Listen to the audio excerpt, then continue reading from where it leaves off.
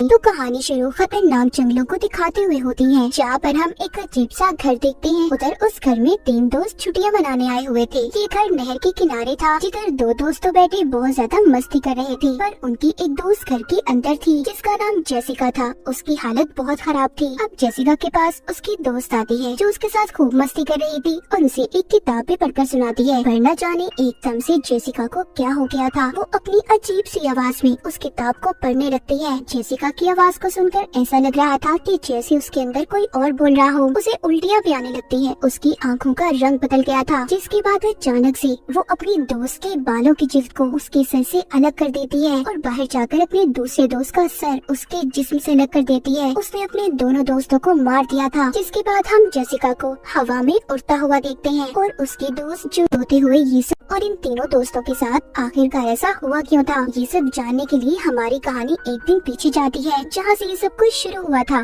तो हम एक पुरानी बिल्डिंग को देखते हैं, जिसके एक अपार्टमेंट में एली नाम की औरत अपने 3 बच्चों के साथ रहा करती थी। वो अपने हस्बैंड से अलग अपने बच्चों के साथ रहती थी। एक रात एली की बहन उसके घर पर आती है, जिसका नाम बेथ था। बेथ एली के घर पर आकर उसके बच्चों को तोहफे देती है, जो वो उनके लिए लाई थी। बेथ एली के हस्बैंड के लिए भी तोहफे लाई थी, क्योंकि वो ये बात नहीं जानती थी कि उसकी बहन अपने हस्बैंड के साथ नहीं रहती। जब बेथ एली से उसके हस्बैंड का पूछती है, तो एक उदासी वाला माहौल बन जाता है। इसीलिए एली अब बेथ से बात करने के लिए अपने बच्चों को बाहर पिज्जा लेने के बहाने भेज देती है, ताकि ये अकेले में अपनी बहन से बात कर सके। फिर जब बेथ को अपनी बहन के हस्बैंड के बारे में पता चलता है, बेथ अपनी बहन से कहती है कि उसे इस बारे में उसे बताना चाहिए था। उधर बच्चे जब पिज्जा लेकर वापस आ रहे थे, तो अचानक से अर्थक्वेक ज़लज़ला आ गया था। एली के तीनों बच्चे कार पार्किंग में बैठ जाते हैं। थोड़ी देर बाद सब कुछ ठीक हो गया था, पर बात सिर्फ इतनी सी नहीं थी। एली का बड़ा बेटा डैनी देखता है कि ज़लज़ला आने की वजह से कार पार्किंग में एक बहुत बड़ा सुराख हो गया था, इतना बड़ा कि वो उसके अंदर भी जा सकता था। अब डैनी ये सब देखने के अंदर क्या हो सकता है, वो सुराख के अंदर चला जाता है, जहाँ पर उसे कुछ किताबें और रिकॉर्डेड ऑडियो टेप्स मिलती हैं और टेप के ऊपर पार्ट 1, 2 और 3 लिखा हुआ था। उसे कुछ प्रीस्ट फादर की तस्वीरें भी मिली थी। साथ ही उसे वहाँ पर बहुत से होली क्रॉस भी नजर आते हैं, जिनको देखकर ये बात तो साफ थी कि यहाँ पर किसी बुरी ताकत को कैद करने का एक्सॉर्सिज्म जादू किया होगा। वहीं पर वो एक कब्र को भी देखता है, जिसमें से जीसस क्राइस्ट की भी मूर्ति निकलती है। उसे उस कब्र से एक किताब भी मिली थी, जो कपड़े में ढांपी हुई थी। डैनी बिना कुछ जाने उसे अपने साथ ले जाता है। उधर ऊपर इनकी मॉम एली अपने बच्चों के लिए परेशान हो रही थी, क्योंकि उन्होंने टीवी पर इस खबर को सुना था कि ज़लज़ले की वजह से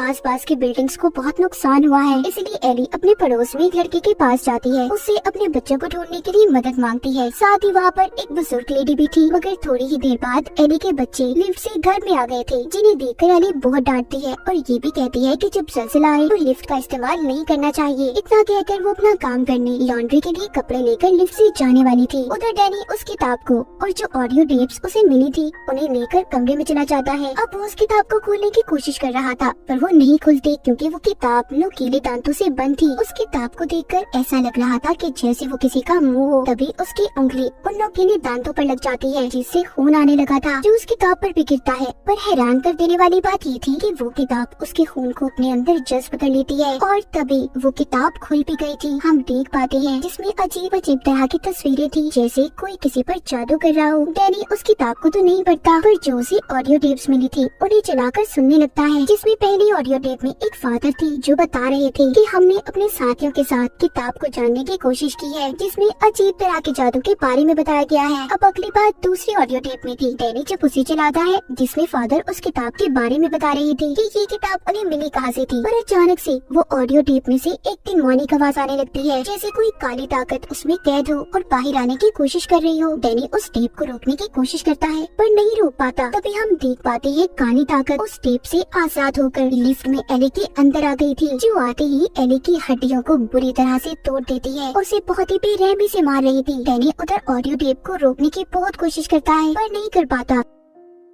इतने में उनके घर की लाइट भी चली जाती है और किताब के सफ़े भी खुद ब खुद पलटने लगे थे। एली की बड़ी बेटी जब लाइट को चेक करती है तो हर तरफ लाइट थी, सिवाय उनके घर के। इसका मतलब जो कुछ भी गलत हो रहा था वो सिर्फ इन्हीं के घर में था। थोड़ी देर बाद एली अपने घर वापस आ जाती है, जो दिखने में थोड़ी ठीक लग रही थी, और वो चलकर अपने घर आई थी। मगर थोड़ी देर पहले हमने देखा था कि जो भी काली ताकत उसके अंदर थी उसने एली की हड्डियों को तोड़ दिया था। मगर अब एली बिल्कुल ठीक चल पा रही थी और किचन में जाकर अंडे पकाने लगती है। जब उसके पास उसकी बहन आती है और उसे बुलाती है, तो तभी वो उल्टियाँ करती है और अजीब सा बर्ताव करने लगी थी। एली जब थोड़ा सा अपने होश के अंदर आती है तो वो सिर्फ इतना कहती है, वो मेरे अंदर है, उसे मेरे बच्चों को कोई नुकसान मत पहुंचाने देना। इतना कहकर वो बेहोश हो गई थी। वो नीचे गिर जाती है। एली की बहन और उसके बच्चे उसे हॉस्पिटल ले जाने लगते हैं, पर सब लिफ्ट में जाने से डर रहे थे और सिलसिले की वजह से सीढ़ियाँ भी टूट चुकी थी। खैर ये सब मिलकर एली को कमरे में लिटा देते हैं। अब उधर इनके पड़ोस का वही लड़का जिससे एली ने अपने बच्चों को ढूंढने के लिए मदद मांगी थी, वो एली की आंखों को बंद करता है, मगर वो दोबारा खुल जाती है। वो फिर बंद करता है, वो फिर से खुल जाती है। ये सभी मिलकर एली के लिए प्रेयर करते हैं, क्योंकि इन्हें लग रहा था कि वो मरने वाली है। तभी उसके पास उसकी बहन बैठती है और उसे ये बताने लगती है कि वो उसे कितना प्यार करती है। तभी बेथ की फोन पर बेल बजती है, जो कॉल किसी और की नहीं बल्कि एली की थी, जो अपनी बहन से ये कह रही थी कि उसका जिस्म जल रहा है, उसे कोई बचाए। और तभी वो जिंदा होकर बैठ जाती है। जब बेथ अपनी बहन के जिस्म को हाथ लगाती है तो वाकई उसका जिस्म गर्म था। ऐसा लग रहा था कि जैसे उसका जिस्म आग में जल रहा हो। तभी बेथ उसे बाथटब में ले जाती है। तभी अचानक से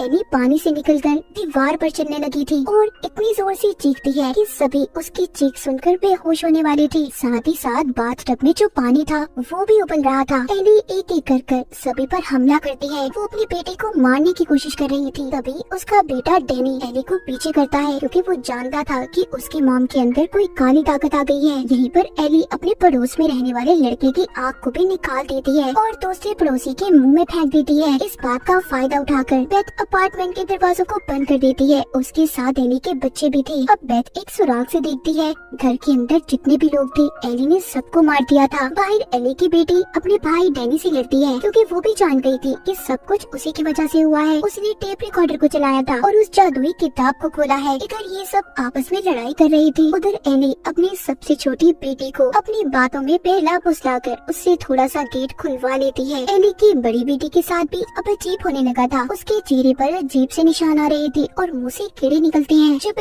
एली की बड़ी बेटी के पास जाती है तो वो किचन में कांच के टुकड़े खा रही थी। इसका मतलब वो भी उस काली ताकत के कंट्रोल में थी, जिस काली ताकत के कंट्रोल में एली थी। इसका मतलब ये था कि एली की बड़ी बेटी भी उसकी तरह पोसेस्ड हो चुकी थी। वो अपनी आंटी बेथ पर हमला करती है और साथ ही अपनी बहन को मारने की भी कोशिश कर रही थी, मगर उसकी छोटी बहन अपनी डॉल को उसके सर पर मारती है और अपने आप को बचा लेती है। अब बेथ को भी डैनी सब बताता है कि ये सब उसी की वजह से हुआ है। अब बेथ सब जानने के बाद डैनी के कमरे में जाती है ताकि वो आखिरी टेप रिकॉर्डर को सुन सके। बेथ हेडफोन लगाकर टेप रिकॉर्डर को सुनने लगती है कि जो भी गलत हो उसी के साथ हो, कोई और उसे ना सुन सके। बेथ जब तीसरी और आखिरी रिकॉर्डिंग को सुनती है तो यहाँ पर अब बेथ को सारी सच्चाई का पता चलता है। असल में ये किताब एक प्रीस्ट फादर को मिली थी और वो इस किताब को पूरा पढ़ना चाहते थे, लेकिन फिर चर्च वालों ने फादर को चर्च से निकाल दिया, क्योंकि ये एक डिमोनिक किताब थी। ये इंसानी जिन से बनी थी और इस पर इंसानी खून से लिखा हुआ था। इस किताब में हैंदोजक के खतरनाक डीमंस को बुलाने के तरीके थे और इन्हीं सब बातों को वो फादर समझना चाहते थे। अब यही बातें बेथ बैठी रिकॉर्डिंग में सुन रही थी।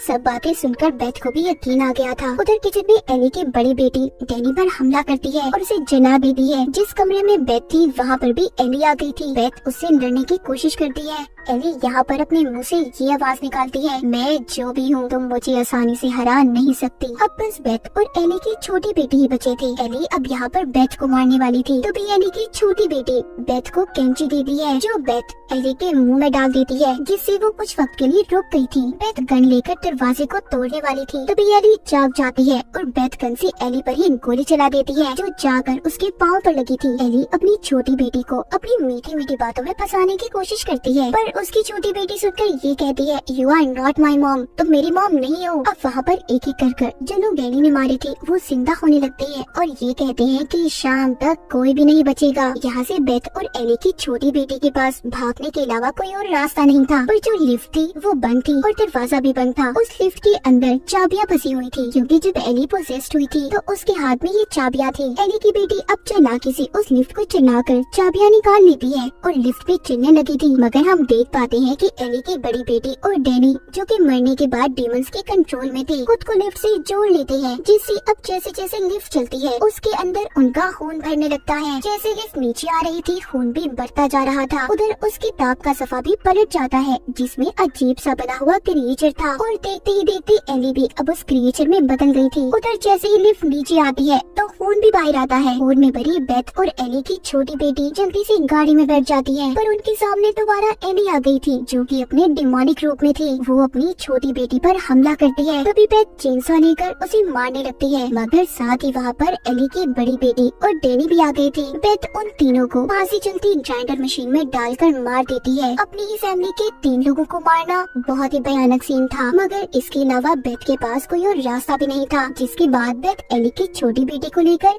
यहाँ से चली गई थी, मगर वो डीमन काली ताकत अभी खत्म नहीं हुई थी। अब हम अगले दिन का सीन देखते हैं कि एक लड़की जेसिका उसी लिफ्ट से नीचे आती है, जो एली के नीचे वाले बिल्डिंग में रहा करती थी। और जेसिका वही लड़की थी जो हमने कहानी के शुरू में भी देखी थी। अब जब ये लिफ्ट से नीचे आती है तो बहुत सारा खून देखती है और पुलिस को कॉल करने वाली थी। तभी वही डीमन जो एली के अंदर था वो आकर जेसिका को भी पोजेस्ड कंट्रोल कर लेता है। अब आपको यहाँ पर समझ आ गई होगी कि जेसिका ने अपने दोस्तों को क्यों मारा, और अभी भी वो डीमन जेसिका के अंदर ही है। आगे वो डीमन क्या तबाही फैलाने वाला था कोई नहीं जानता। और इसी के साथ इविल डेड राइज की ये कहानी यहीं पर खत्म हो जाती है।